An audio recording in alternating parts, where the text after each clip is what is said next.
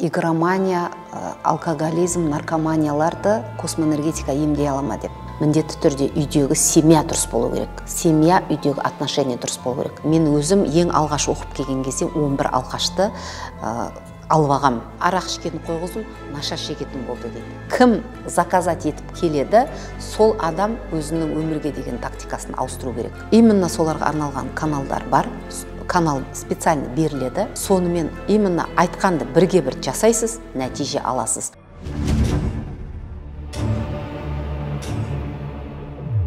Маған көптеген сұрақтар келіп жатады. Соның ішінде игромания, алкоголизм, наркоманияларды космоэнергетика емдей ала ма деп. Космоэнергетикада специально бұларға арналған частоталар бар. Сонымен әрине міндетті түрде бұны емдеуге болады. Бірақ бір нәрсені айта кеткім келеді. Алкоголизм, наркоманияны адамдар не үшін наркотикке, араққа тәуелділік болады. Бұндай адамдар әрине әлсіз адамдар деп айтылады. Біріншіден, екіншіден, енді детский травма деп жатады, психологтар. Оның бәрін мен жоққа шығармаймын. Бірақ бұл жердегі ең қиын дүние бұл игромания болып табылады. Былайша үшеуінде қосып, ғылыми түрде медицинада үшеуін қатар бірдей деп есептеп емдеп жатады ғой. Бірақ мен айтар едім, игромания өте қиын дүние. Игромания бұл кішкентай кездегі ата-ананың вниманиясының болмай, баланың кішкентай өсіп келе жатқан кездегі, сол кезде уже құртып алған адамдар. Игромания. Сондықтан игромания сәл қиындау болады. Игроманияны емдеп жөндеу үшін үйдегі адамдар жөнделу керек бірінші очередте. Чем алкоголизм мен наркоманияға қарағанда. Осыны адамдар түсіну керек. Игромания өзі неден пайда болды? Давайте бастаймыз осы игроманиядан. Игромания бұл бала кішкентай кезінде әке-шешемен сөйлеспеген балалар болар. Бұлар үнемі үйде жаңағы үлкен адамдар болатын болса, өз-өздері араласқан, ата-ана басқа біреулермен алысып жүрген, немесе бір-бірмен алысып жүрген, или жұмыспен алысып жүрген баламен сөйлеспеген. Бұл бала ешкіммен сөйлеспеген кезде, біз үйде бала келеді ғой алдымызға, мынау не, анау не деп, сол кезде біз бар бөлмеңе, бар сабағыңды оқы, құры кет деп біз баланы қуа береміз, бөлменің ішіне тыға береміз. Еще ол баланы сырттағы балдармен араластырмаймыз. Ана бала сыртқа шықса бұзылып кетеді, былай шықса жаңа құс жеп кетеді, мыняқа келсе аң жеп кетеді деген сияқты баланы біз ұстай береміз, бір бөлменің ішіне осылай тығамыз. Тыққаннан кейін бала ешкіммен сөйлесе алмайды, ешкіммен араласа алмайды. Бала тұрады да өзімен өзі сөйлеседі. Өзімен өзі сөйлесіп, өзінің әлемі пайда болады. Сөйтеді, сол әлемнің ішінде өзімен өзі сөйлесетін болады. Осындай балалар өскен кезде міндетті түрде игроманияға келіп тіреледі. Мені осы үшін мойындамаймын деген адам болсын, мейлі мені ұнатпай қалыңыздар да, мен сіздерге осы дүниені толығымен айта аламын. Игромания балалар, қыздар болсын, бұлар адамдармен араласуды білмейтін адамдар. Бұларды идеальный қып емдеп, жаңағы дұрыстап өкімет істеп бергенменен, бәрібір іштерінде бұлардың пустота тұрады. Көбісі кейін өздеріне қол жұмсап кет қалып жатады өмірден. Сондықтан бұл нәрсені, бұны ретке келтіретін бізде канал болады, міндетті түрде сол каналмен біраз ұстап, баланың мына басындағы миын, шарт рефлекс дейді ғой, сол қалыпқа ұстап тұру керек. Енді бұндай адамдарды игроманияны емдеу үшін міндетті түрде оның ата-анасын емдеу керек. Енді үлкен адамдар игроман болса, әрине қиындау болады. Өсіп келатқан жасөспірімдер игроман болса, міндетті түрде үйдегі семья дұрыс болу керек. Семья, үйдегі отношения дұрыс болу керек. Ал наркомания мен алкоголизм бұл тоже детский травмаға жатады. Бірақ бұлар енді сәл әлсіз адамдар. Бұндай бала ондай болмас үшін, әрине міндетті түрде баланы жаңа атқа мінгіздіріп, өзіне сенімділік бергіздіріп, солай баланы өсіру керек. Бұл мәселелердің барлығын космоэнергетикада қалай емдеу керек. Ол үшін космоэнергетиканы оқып алып, соның ішінде частоталармен осылардың бәрін емдеп қалыпқа келтіруге болады. Мен өзім ең алғаш оқып келген кезде 11 алқашты алып ағам.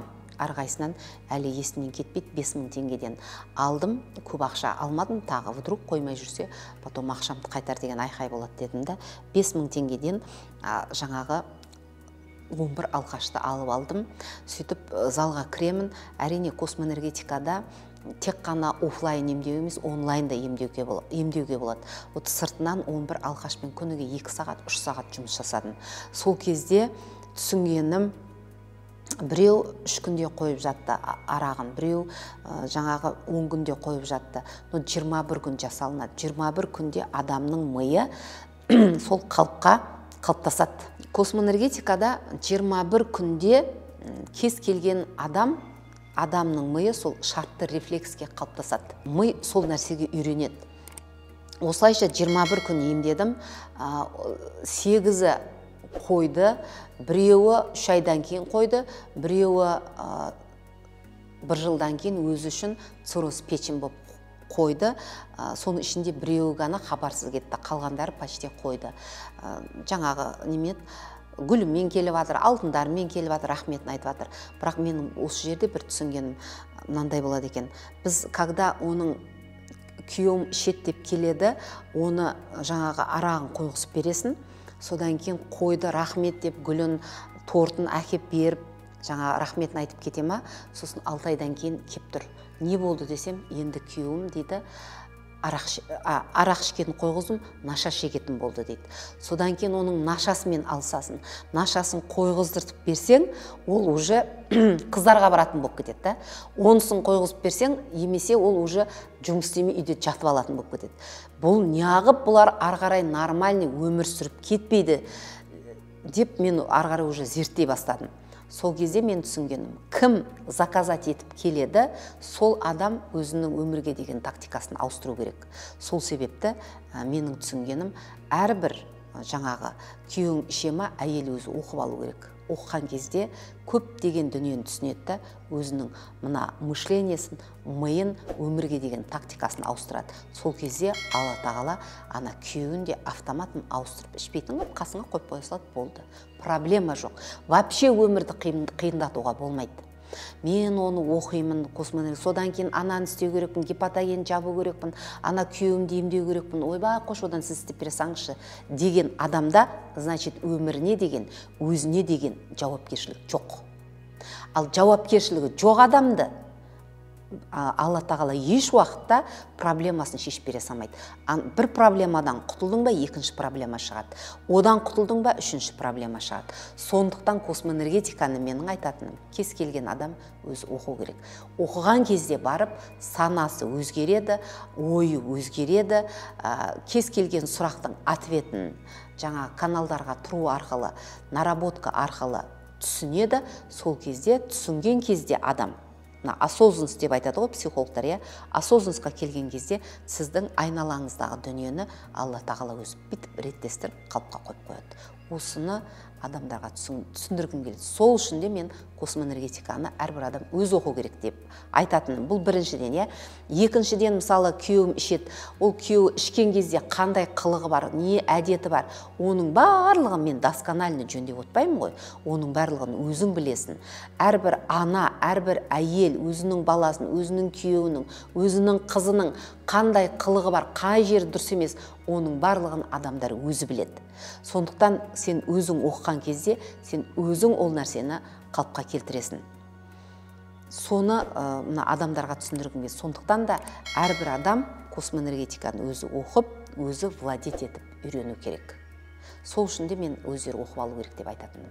Ал енді космоэнергетикада мен толық осы оқуды оқысам, күйеуімнің ішкенін қойғызып алалам ба, емесе шеккенін қойғызып алалам ба, соған гарантия бересіз ба деген адамдарға мен былай айтар едім. Нәтиже алмадым дегенде 70%, 80% нәтиже алып шығасыздар. Сондықтан бұл обучениеге келіңіздер, оқыңыздар, келген кезде өздеріңіз бұның қандай уникальный инструмент екенін, осындай да өмірде инструмент бар екен ғой деп просто таң қаласыздар.